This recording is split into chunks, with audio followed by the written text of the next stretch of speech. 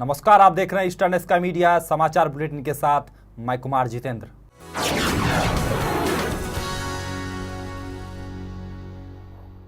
अरुणाचल प्रदेश में ईटानगर हाईवे कचरे का घर बनते दिख रहा है। सफाई अभियान के बावजूद स्थिति में कोई सुधार नहीं है। जस की तस बनी हुई है हाईवे की हालत। शनिवार को शुरू किए गए सफाई अभियान के बावजूद भी गंदगी में कोई सुधार नहीं है। जो हाल पहले था वही आज भी है। सड़क पर पड़ा ये गंदा पानी और कचरा कई बीमारियों को पैदा कर सकता है। आसपास से जाते हुए लोगों को इस गंदगी से काफी परेशानियों का सामना करना पड़ रहा है। ईटानगर नगर परिषद ने एक कचरा मुक्त स्वच्छ राज्य का दावा किया था, लेकिन अब शायद उनका यह दावा खोखला होता नजर आ रहा है।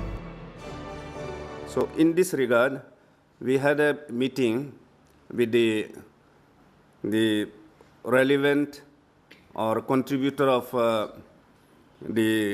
this capital, that is All Arunachal Pradesh Transport Federation. So jointly we will organize this clean drive in Itanagar, Green Itanagar, and utmost we will start this clean drive from Bandardua to Itanagar. So you as the first class citizen of this country, this state, the Itanagar, appeal to all of you to cooperate, and you also appeal to the members that let us make Itanagar green and clean, and wherever and whenever you also please join with us. कुछ ही दिन पहले press conference के दौरान Itanagar municipal council ने इतना बड़ा दावा किया है कि अभी वो सिटी को पूरा कचरा से फ्री एक सिटी साफ सुथरा एक सिटी बना देगा। पर आप मेरे पीछे देख सकते हैं, मैं कैमरामैन से रिक्वेस्ट करना चाहूँगी कि वो पैन करें। मेरे पीछे देख सकते हैं ये बीचों बीच सड़क के बीचों बीच हाईवे पर ये कचरा फैला हुआ है। वहाँ से जो रोड जा रही है वो असेंबली को जाते हैं, जहाँ पे इतने बड़े बड़े मीटिंग्स होना हो, असेंबली होना हो। अभी थोड़ी देर पहले यहाँ पे मुकुट मिट्टी जी ने अपना राज्यसभा का नॉमिनेशन फाइल किया है। आई थिंक उनकी गाड़ी भी सेम यही रास्ते से गुजरी होगी। पर देखने की बात यह है कि इतना बड़ा दावा जो म्यूनिसिपल काउंसिल करी है अभी कुछ दिन पहले, आज सुबह उन्होंने अपना एक क्लीनलीनेस ड्राइव भी ऑर्गेनाइज़ किया था। पर इसके बावजूद सिटी के बीचों बीच VIP रोड पे NH 52A पे इतना ज़्यादा कचरा जमा होना, उनका सारे दावा को झूठा ठहराते हैं। आप देख सकते हैं इस कचरों को, इससे ये ना सिर्फ गंदा लगता है, एट द सेम टाइम ये हेल्थ के लिए भी बहुत हानिकारक है। इससे कई तरह की बदबू तो आ ही रही है, बट बीमारी भी आराम से हमें फैल जाएगी। और सबसे बड़ी बात है कि सिटी के क्लीनलीनेस का जो दावा करती आई है वो यहाँ पे पूरा झूठा ठहराते हुए पूरा गलत साबित हो रहा है। With camera person Hitesh Morang, मैं कारपुर जिसी reporting for eastern sky media, Itanagar. लोक स्वास्थ्य यांत्रिकी और पानी की आपूर्ति के विभागों ने शुरू की पानी में कटौती।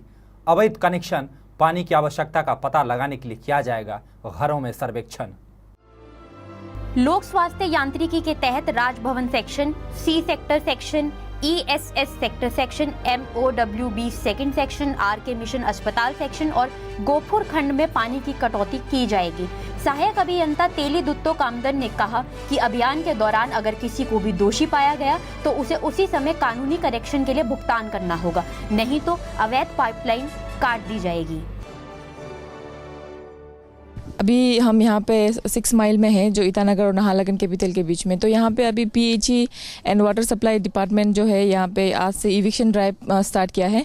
तो चलिए हम यहाँ के इंजीनियर सर से पूछते हैं कि आज इनका ये जो मोटिव क्या है। ये एक्चुअली ऐसा है, revenue drive department being the revenue regenerating department ना, इट्स मैंडेटरी कि हर साल एक बार करना चाहिए ना, नंबर 1।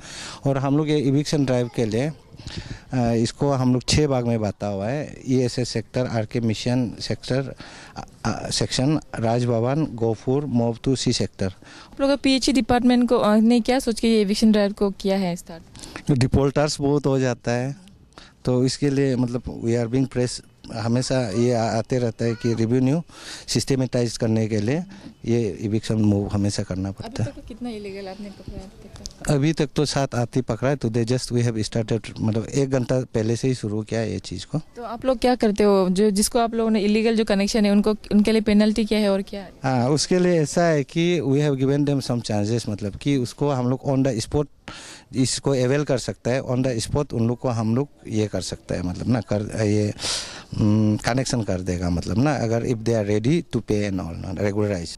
भारतीय जनता पार्टी ने एक प्रेस ब्रीफिंग में बताया कि पूर्व प्रदेश बीजेपी अध्यक्ष और दापोरिजो क्षेत्र के पूर्व विधायक तापेन सिगा ने आगामी राज्यसभा चुनाव के लिए अपना नामांकन भर दिया है। एक प्रेस कॉन्फ्रेंस में मीडिया कर्मियों को संबोधित करते हुए प्रदेश अध्यक्ष ताई तागेक ने कहा कि उन्हें उम्मीद है कि राज्य में राज्यसभा की एकमात्र सीट पर बीजेपी जीत हासिल करेगी। यह प्रेस कॉन्फ्रेंस प्रदेश में बीजेपी कार्यालय में की गई थी। भारतीय जनता पार्टी की अरुणाचल प्रदेश की ओर से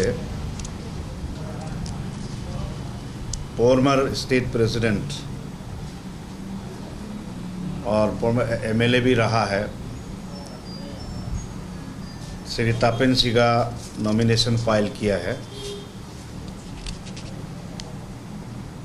पार्टी को भरोसा है ये लोन राज्यसभा सीट बीजेपी के पक्ष में जाएगा और ये अरुणाचल प्रदेश का हित में है। अगर भारतीय जनता पार्टी का उम्मीदवार आरएस में भेजता है तो अभी चुने हुए राज्य सरकार के लिए राज्य सरकार प्रदेश में जनहित जो कार्यक्रम अपना हाथ में लेके रखा है और सरकार चलाना है तो उसमें केंद्र के साथ में कदम से कदम मिलाकर अरुणाचल प्रदेश जनता है, अरुणाचल प्रदेश मतदाता को न्याय दे सकता है, विकास की न्याय, सुरक्षा की न्याय और व्यवस्थित सरकार आगे ले जा सकता है। अरुणाचल प्रदेश में राज्यसभा की 1 सीटों के चुनाव के लिए दोनों उम्मीदवारों ने जमा किए दस्तावेज। राज्यसभा में सांसद राज्यसभा नामांकन समीक्षक ने दोनों निर्वाचित प्रत्याशियों की प्रक्रिया को दी मंजूरी। कांग्रेस उम्मीदवार मुकुट मित्र और बीजेपी पार्टी के उम्मीदवार तापेन सिगा ने अपने दस्तावेज जमा कराए, जिसके बाद पर्यवेक्षक सीबी कुमार और निर्वाचन अधिकारी एम लहासा ने दोनों उम्मीदवारों की जांच प्रक्रिया को मंजूरी दी और उनके दस्तावेजों को वैध घोषित किया। नामांकन वापस लेने की अंतिम तिथि 12 जून है और 19 जून को राज्यसभा चुनाव होंगे। I am very thankful to Honorable Congress President Mrs. Sonia Gandhi for re-nominating me to contest the election of the Rajya Sabha, the lone seat of Arunachal Pradesh. And I'm also thankful to all the legislators, particularly the legislator who has proposed my name in my nomination paper, which I have submitted just few minutes back. And I'm also thankful to the people of Arunachal Pradesh who have reposed faith and confidence in me. 9 जून 2014 आज इसी दिन अंतिम दिन पड़ता है Rajya Sabha assembly nomination file करने के लिए, जिसके तहत अभी कुछ देर पहले आईएनसी कैंडिडेट के नॉमिनी मुकुट मित्र ने अपना नॉमिनेशन फाइल किया है। और सुनने में ये भी आ रहा है कि अभी थोड़ी देर में बीजेपी कैंडिडेट के जो तापेन सिगा जिनको उम्मीदवार उन्होंने चुना है वो भी आके यहाँ पे अपना नॉमिनेशन फाइल करेंगे। यहाँ पे मैं आपको ये बता देना चाहती हूँ कि मुकुट मित्र जिन्होंने अपनी नॉमिनेशन अभी थोड़ी देर पहले यहाँ पे फाइल किए, उन्होंने मेजोरिटी 42 प्रपोजर के साथ यहाँ पे नॉमिनेशन फाइल किए। तो जैसे कि हम सब जानते हैं कि राज्यसभा पे उम्मीदवार वही आता है, वही जीतता है जिनका इलेक्टेड असेंबली वोटर्स या सपोर्टर्स ज़्यादा होते हैं। तो फिलहाल अभी देखा जाए तो मुकुट मित्र के पक्ष में पूरा वोट जा रहा है। तो इसी के तहत हमें ये देखना होगा कि आगे चल के राज्यसभा एमपी के रूप में कौन आते हैं। With camera person Hitesh Morang, मैं कारपुर जिसी reporting for eastern sky media, Itanagar. Pakistani Taliban उग्रवादियों ने एक बार फिर कराची को बनाया अपना निशाना। इस बार हमला कराची के जिन्ना इंटरनेशनल एयरपोर्ट से लगभग 1.5 किलोमीटर दूर एयरपोर्ट सिक्योरिटी फोर्स कैंप पर किया गया। मीडिया रिपोर्टों के मुताबिक कैंप पर लगभग 5 आतंकियों ने हमला बोला था, जिसमें से 2 ने कैंप नंबर 2 को अपना निशाना बनाया था। हालांकि एएसएफ प्रवक्ता कर्नल ताहिर अली ने 5 आतंकियों के होने और कैंप में प्रवेश करने की बात को सिरे से खारिज किया है। कर्नल ताहिर ने कहा कि कुछ देर चली फायरिंग के बाद आतंकी भाग खड़े हुए हैं। उन्होंने ये भी कहा कि हालात काबू में है और आतंकियों की तलाश जारी है। उत्तर प्रदेश में विजय पंडित के बाद भारतीय जनता पार्टी के एक और नेता की गई मारकर हत्या। ओमवीर मुजफ्फरनगर जिले की मीरापुर भाजपा यूनिट के अध्यक्ष थे। मुजफ्फरनगर में कल 2 अज्ञात बाइक सवार हमलावरों ने बीजेपी नेता ओमवीर की हत्या कर दी। ओमवीर मुजफ्फरनगर जिले की मीरापुर भाजपा यूनिट के अध्यक्ष थे। अभी तक हमलावरों के बारे में पता नहीं चल पाया है। गौरतलब है कि कुछ दिन पहले ही बीजेपी नेता विजय पंडित की भी गोली मारकर हत्या कर दी गई थी। देश की राजधानी दिल्ली में बिजली संकट को लेकर हुई 2 घंटों की बैठक। ऊर्जा मंत्री पीयूष गोयल ने बिजली संकट के लिए पिछली सरकार को ठहराया जिम्मेदार। पीयूष गोयल ने बिजली की खराब हालत के लिए पिछली सरकार को जिम्मेदार ठहराते हुए कहा कि दिल्ली में 12 सालों में बिजली संकट पर कोई काम नहीं किया गया है। यहां तक फैसले लेने में भी कोताही बरती गई। पीयूष गोयल ने कहा कि कुछ दिन पहले आए तूफान की वजह से बिजली का संकट बढ़ गया है और जल्द ही उसे सही कर लिया जाएगा।